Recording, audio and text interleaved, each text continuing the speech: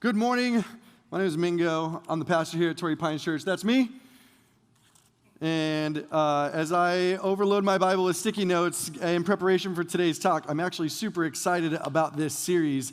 I Heart SD it's not just a chumpy shirt you can buy at Seaport Village. It's also the greatest way that we can describe our posture as a church when it comes to how we exist in love and how we see ourselves inside of our own city. So as we were preparing for the next 4 weeks of conversations, including one Sunday that's designated, set specifically aside to actually go and be the church, not just come together to church, I wanted to clarify. I've said this in sermons past about how I often think of this time together like going to Costco.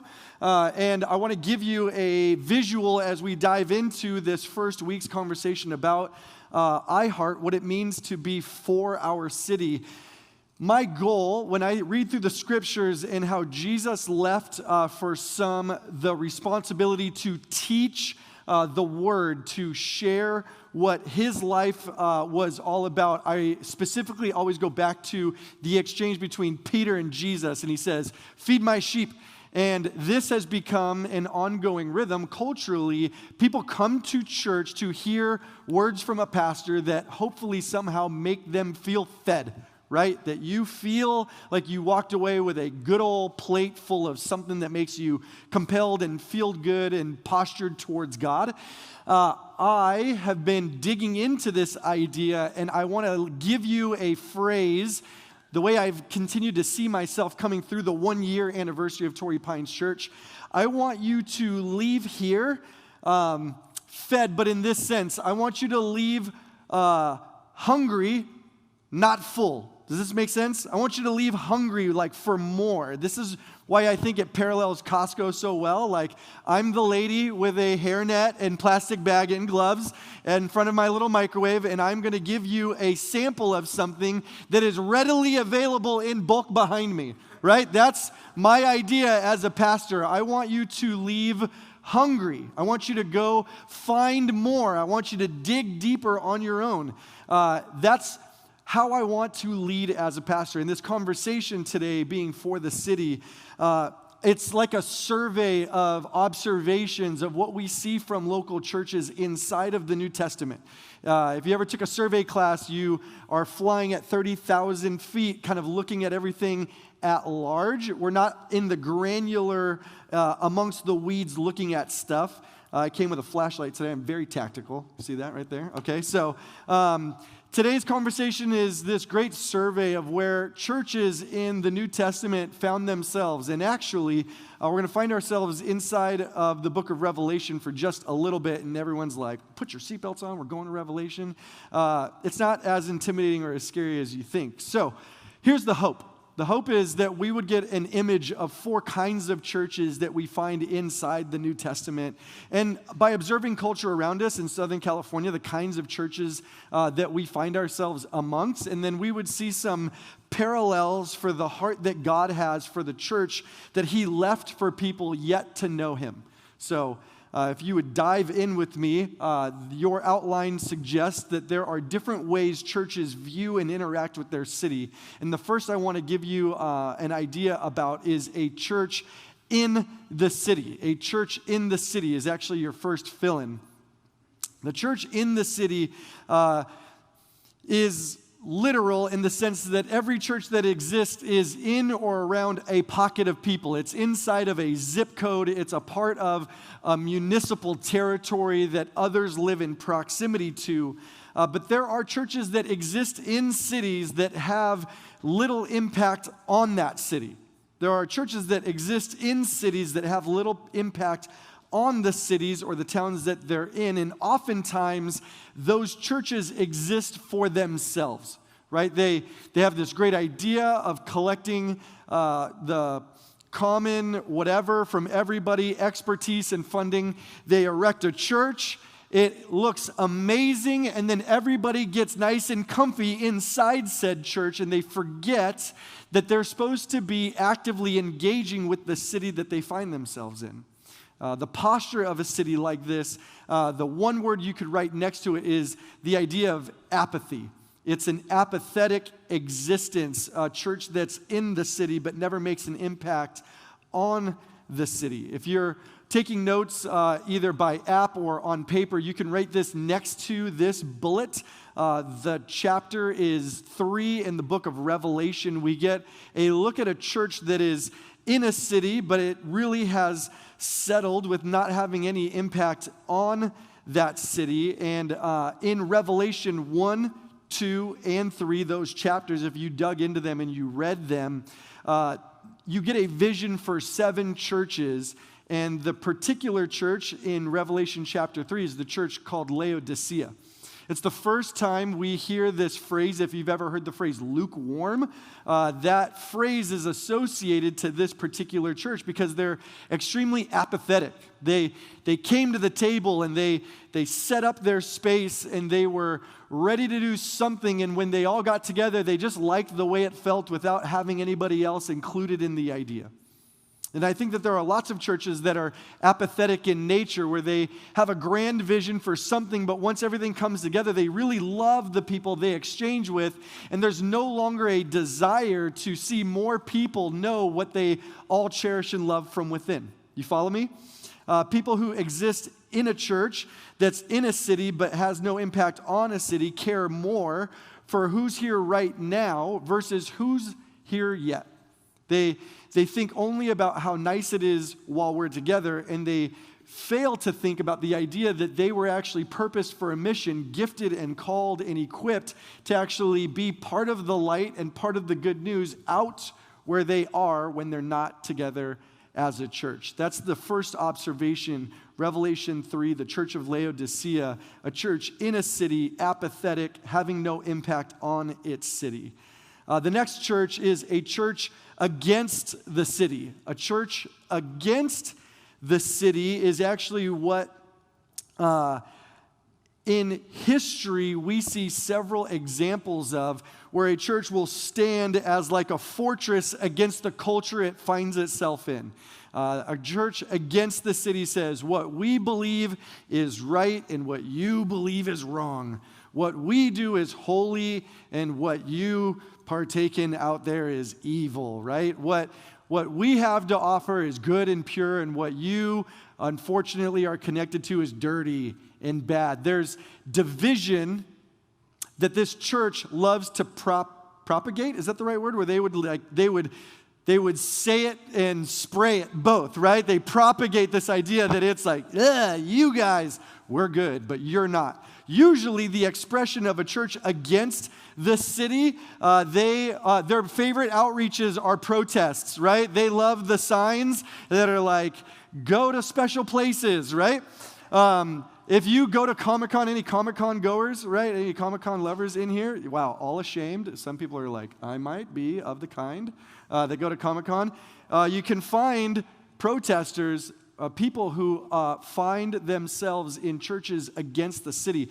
And here's what's interesting. There are few churches that will billboard themselves, right? So-and-so church, a church against the city, right? They usually don't advertise that way, but you have pockets of individuals and groups that's their posture. Right? I remember being young in San Diego. I grew up in San Diego, and I remember being a part of a youth group where the youth leader for one of our Wednesdays was like, we're taking a field trip. And I remember being in this field trip, and then we went to what was Jack Murphy Stadium back in the day. Tip your hat to the old schoolers in San Diego. We were at the stadium, and I remember pulling in, and they were like, okay, here's your sign, here's your sign, here's your sign. And for my youth group, small group, all of a sudden I found myself protesting an event I had no idea it was, and I was like, that's super not nice what I'm telling people. And I remember thinking that day, it's crazy how I just went along for that moment. I remember wrestling against what I was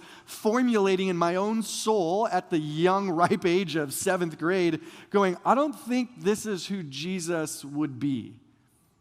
And it wasn't the heartbeat of the pastor, it wasn't the heartbeat of the youth ministry, it was just like this small uprising where this youth leader was like, hey, we need to stand against the people who are doing the things that we don't like.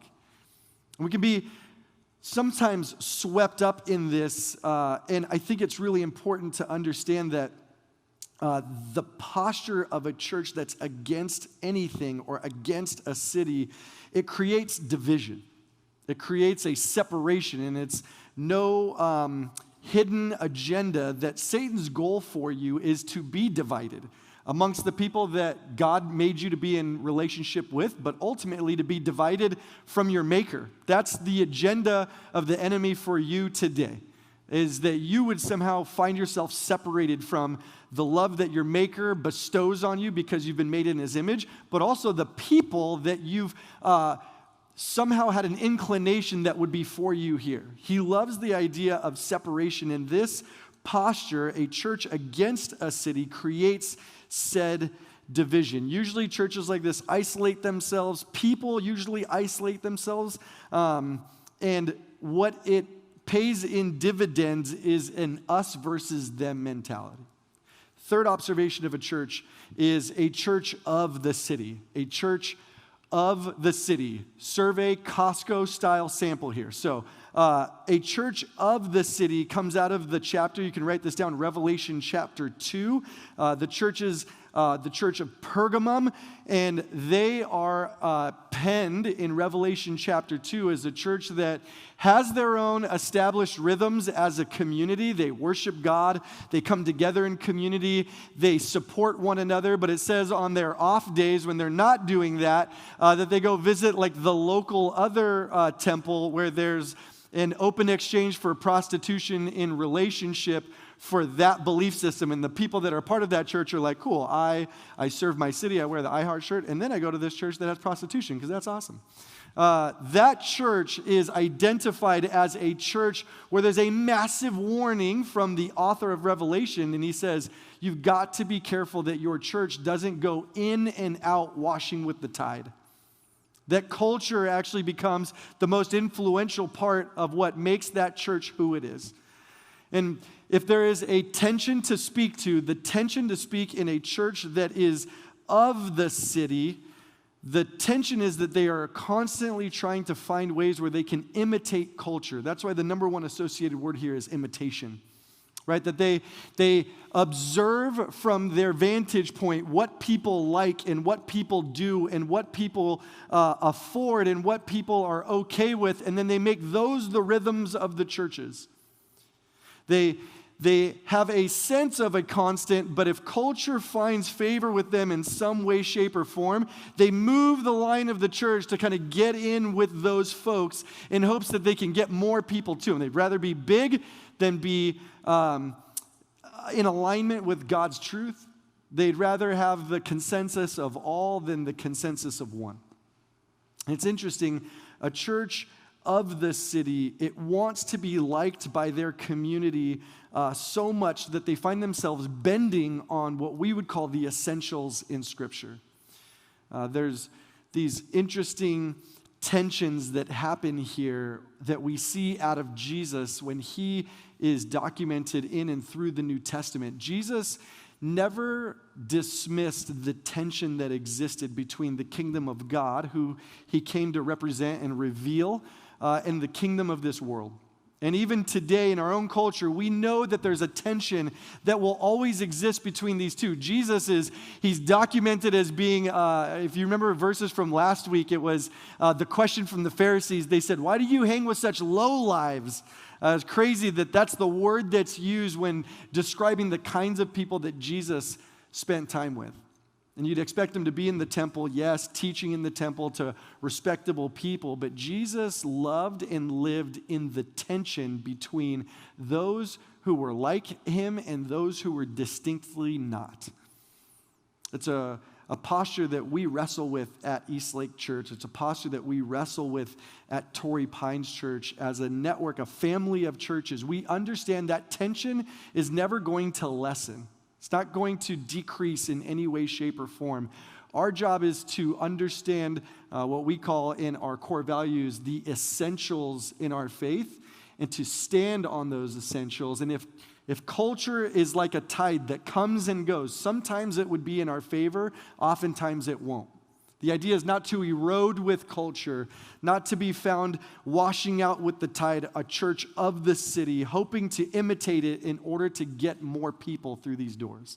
That'll never be our posture. If it ever becomes our posture, I love that we have a board of elders and we have accountability through several dynamics that keep us grounded here and inclined towards our core values as a church. If you ever wanted to know our core values, you could always attend one of our Church 101 classes, and you get a whole packet full of what we believe is our mandate to exist in our city, which takes us to the last church, a church for our city.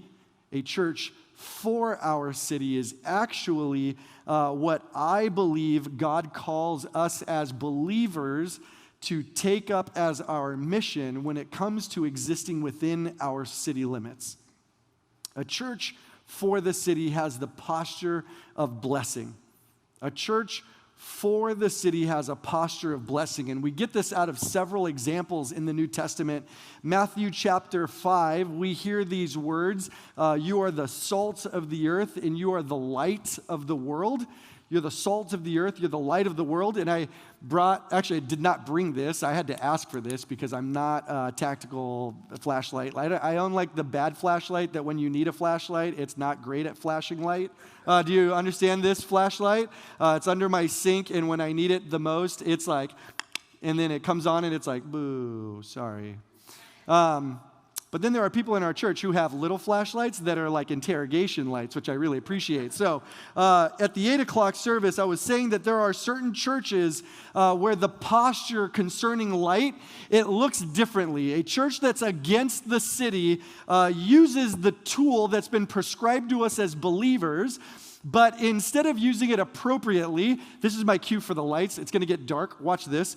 Instead of using light appropriately, which would be to shine the light in a way where you would know that you are where you need to be. Churches against the city will take light and they'll be like, hey, see how bright that is? Wow, this is really amazing. You're lucky that you know me. I own a light. Good for you. See that light?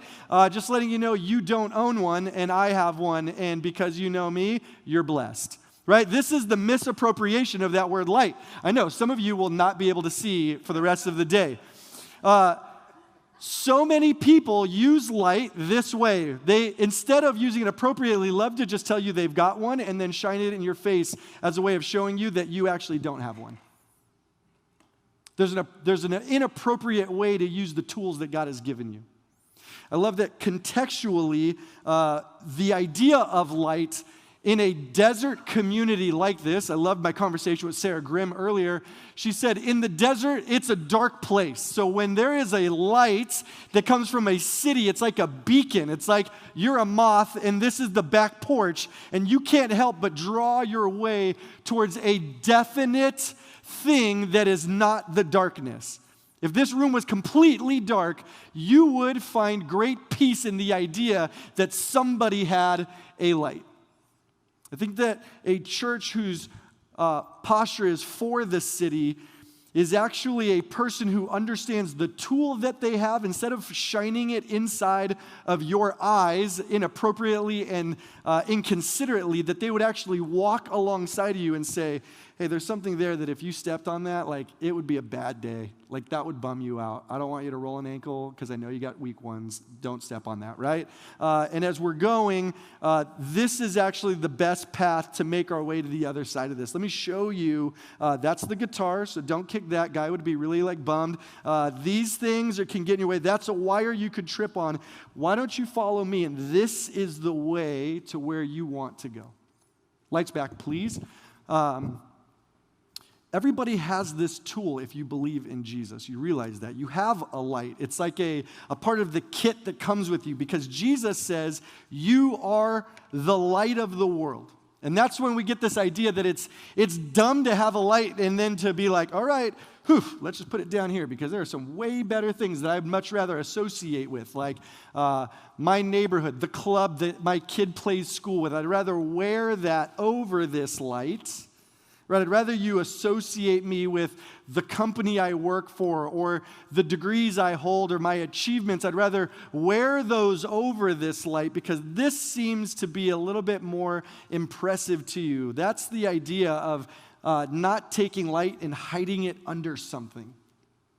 That this would be something you understand to be a beacon for others to come towards. That it would be a tool to help others navigate the darkness that they find themselves in. You're the light of the world, Jesus says, to a room full of disqualifiably certain people. It's not just the disciples that he gives this description to. It's a hillside full of skeptics, broken people, full of doubt, full of hurt, full of pain. Some totally sold out and some insanely skeptical. And he says, listen, if you believe the words that are coming out of my mouth about my dad and the kingdom and by which this whole humanity was supposed to exist, you would know that you've been equipped to be light and you've been equipped to be salt. That whole idea of salt, that you'd be somebody who could bring the flavors of God out amongst the people that you're with, right? If God's core competencies are grace and hope and peace and love and unity, that you being salt of that character would draw those flavors to the surface. I think it's important for you to know, and me to wipe the spit off of my iPad, for you to know that a church for the city is set up to bless its city. I love that Jesus in Mark chapter 2 says he didn't come for people who were healthy, he came for the sick, right? And you're like, Mingo, I'm a pretty sick person. And I'd say, I know. I am too. I don't have it all together. I'm not equipped to be the blesser of blessers. And yet I'm compelled by the fact that I'm called by Scripture to be a part of this movement in partnership with Jesus.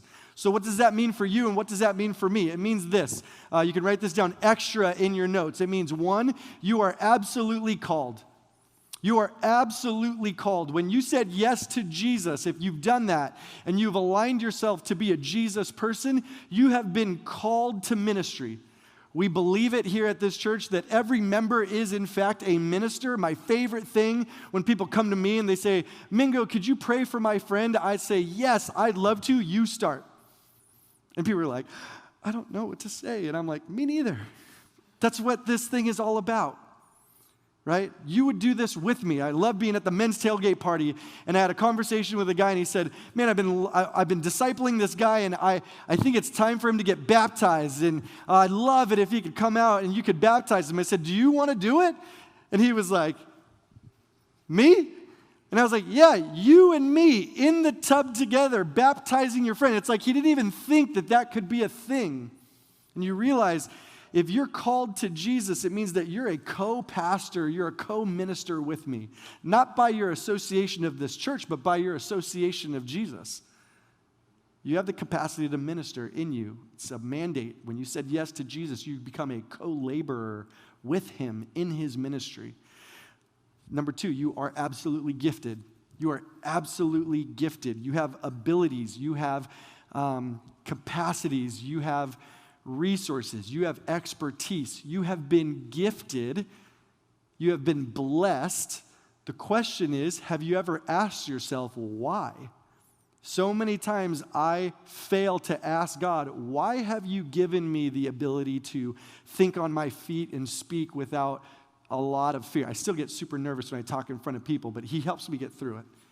Why have you given me this position at this job? Why have you given me a company that has the resources that it has? Why did you allow us to live in the neighborhood that we live in? Why would you allow my children to qualify for this school? Why have you set us up this way is a great question that you can ask God concerning his purpose for your life right here and right now. You're designed with the purpose. You're gifted for a purpose. The question is, have you done much discovery for what that actually is? It's a part of this conversation. And the third observation, if you're called and you're gifted, you've got to know that you've been designed to fill a purpose. You have been designed to be a part of the body that is the expression of God's love for all people. We are a church for our city because God is a God for all people. Direct correlation. God made every human being in his own image. Therefore, God is for all people. We are a church. The idea, that word church comes out of the word ecclesia. It means to be called out, a people called out together. It has nothing to do with bricks or walls or projectors or guitars. It means a common trajectory amongst people. You're a part of that. I'm a part of that. So what does Scripture tell us then? The survey, because everyone's wondering, Mingo, are you going to say something from the Bible, or is this just like your 2 cents TED Talk? Jeremiah 29:7 gives us a very interesting description of God's mandate to people in a particular neighborhood. It says this, Jeremiah 29:7. It says, also, seek 2 things, the peace and prosperity of the city to which I've carried you into exile. Pray to the Lord for it, because if it prospers, you will too prosper. If it prospers, you too will prosper. What is the context? What is going on where you would hear somebody say, seek the peace and prosperity of the city to which I've carried you into exile? The people group that are being spoken to in this verse have been pulled from their hometown. They are essentially abducted, and they're brought into a foreign community, a foreign neighborhood. And God is speaking according to the to-dos for this group of people through a prophet. And he's saying, even though you might think that this is a dire situation, you've been taken from what is comfortable and you're placed into something that is unknown, I want you to understand that through me, I've carried you into this, so pray for it. Pray that it finds peace and prosperity. It's interesting. I wonder if the application for us is that while we intend to be in one place, but by God's sovereignty, for some reason, find ourselves not in the place we expect, whether that's painful or unexpected or unknown, if we find ourselves not where we thought we should be or would be, that he would still have a purpose for us even in that unknown space. For these people, Jesus, or God, is calling them to pray for peace. That word means flourishing, that there would be a flourishing. The other translation of the word peace here is the wholeness of God, that in the unexpected place that you would pray for the wholeness of God to be revealed. In the place where there is pain and there is uncertainty, that your posture would be to call down the wholeness of God. That maybe you're not the only person in that place of unexpected, unknown reality, but as a believer who is called light and salt, that you would be calling down the prayers so that others might experience the wholeness of God, a flourishing in a place unexpected, the peace that only God can bring. Blows my mind. In a place that maybe you don't want to be, God could be using you to bring peace through being connected directly to him. The other word used here is prosperity. It literally is that they would do better, that there would be an increase, a movement forward versus when you got there versus after you got there, that there would be forward motion for this peace. The next verse is Genesis 12, 2 and 3. This is a good verse. Genesis 12, 2 and 3 says this, I will make you into a great nation and I will bless you. Listen to how many times this concept of blessing comes ringing out. I will make your name great and you will be a blessing and all people on earth will be blessed through you. People love to grab this verse and make it like America, right? They think this is like America. This is God's country, right? This is not what this verse is aimed at. When this verse is written, it's written to a very feeble, nomadic, weak group of people.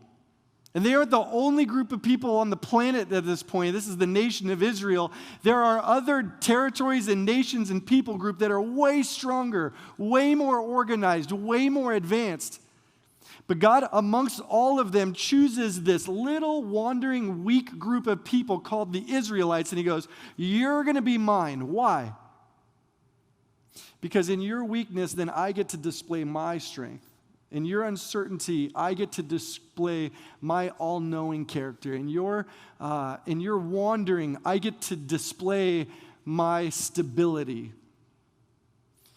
And I'll make you into a great nation that you could never make yourself into to these people. And I will bless you. I will make your name great, and you will be a blessing. And this is, if you were going to insert yourself into anything in Scripture, you'd insert yourself into the last two lines. And all peoples on earth will be blessed through you. Do you know where you and I sit? We sit in a continuous line of blessing because God chose a weak group of people to display his greatness through, and all the way through till today, we are inside of that blessing. Now, it just seemed backwards to sit idle in that blessing, not moving the ball forward. It's like the people that buy a drink at Starbucks, right? And it's like, and the person behind me, and the person behind me, and the person behind me, and then that last person is like, thanks, right? And you're like, don't be that guy, right? We are in a cycle of blessing. And you might be looking at me and being like, Mingo, you have no idea how rough it's been this week, how rough our 2019 has been. We expected one thing, and we are way over here on another. I would tell you, I don't think your circumstances dictate the character of our God. That your circumstances actually are there to align you with who he is and the kingdom that he promises to deliver through those who surrender themselves to him. So as a way of closing this down, BLESS is really simple. It's this acronym that we've used at our church as an idea for simple rhythms to share Jesus. And the first one is simply just to begin in prayer, right? That you would ask God, why me? Why now? Why here? Why are you talking to me about these things? The idea that there would be a divine time that God would be engaging his city through us right now. I would say this, B, just stands simply for begin in prayer. If you want to begin with a few specifics, the first would be this: pray for your friends, pray for your family, pray for your neighbors, pray for your coworkers. If you picked one in each of those categories, you'd be praying for 4 people for 4 weeks. That's a phenomenal rhythm to start if you have not ever prayed for people on a consistent basis. The verse Romans 10 talks about how will people hear unless we're sent. That's the heartbeat behind this entire series. The next thing you can pray about is pray for other churches in our city. Pray for other churches in our city. Did you know that we are not in competition with other churches? Shocking fact. Did you know that I am really good friends with lots of lead pastors, that we share best ideas and tips how to reach people well? Did you know that of our population in San Diego, only 4% say that they actually attend a local church? 4. If we filled every chair inside of every building in this house and we had church on the hour, and every other church did the same, we would still have tons more room to go. We're not in competition with any other churches. So help me by praying for other churches that they would understand their posture also. Number 3, pray for the leadership and the authorities in our city. I just think it's such a great position. Pray for people who are first responders. Pray for people who are making decisions concerning how our city operates. Pray for the people who carry the weight of the population at large. And then lastly, ask God just to bless our city. That we would say, your kingdom come on earth in San Diego as it is in heaven. That's my hope, that's my prayer. And as we close this conversation down, I'm going to do 2 things. We're going to wrap communion into a moment that also is going to provide a space for prayer. Because here's what I believe. I believe you can't be a blessing if you come from a place of being either defeated or depleted. And today you might be at church going, Mingo, I love the idea, but I'm just not there right now. And I think one of the best things we can offer you as a church is just a chance to be prayed for, to be prayed up, to be prayed in, to be covered in whatever situation you find yourself in. So I asked a couple of folks to be ready in the communion time during the song when we take communion at all of the normal spaces, to just be ready to pray for you. If you want prayer, there's a spot in the back, prayer spot. It's got a big purple dot back to the right. During communion, during this song, if you want prayer for anything, we'd love to cover you. I don't want you to start this series off defeated or depleted. I want you to know that we're for you, in hopes when you get prayer that you will be positioned and ready to be for the people God's put you in proximity to. Let me pray. Jesus, I thank you for the series. I thank you that we are understanding your mandate, that you want us to represent you, and you are for every person. Lord, position us. Help us understand that this church is a sending space. Lord, it's not a collection place. We come to be sent. Lord, as you're weighing on our hearts, Lord, as we approach a space of communion, understanding that in your life and in your death and in your resurrection, you created a new pathway by which we can be connected to God himself. Lord, that we would be reminded through the juice that it represented your blood poured out for every sin, past, present, future. Lord, that the bread that we take, it represents your body broken. Lord, and that willingly you created space to bless us. Lord, that we would just be aware that we are in that cycle. Lord, I pray for the broken folks that are in here who wonder if there's a part of them that gets to be a part of this. Lord, give us courage to be prayed for in the next few moments. I love you, Jesus. In your name I pray. Amen.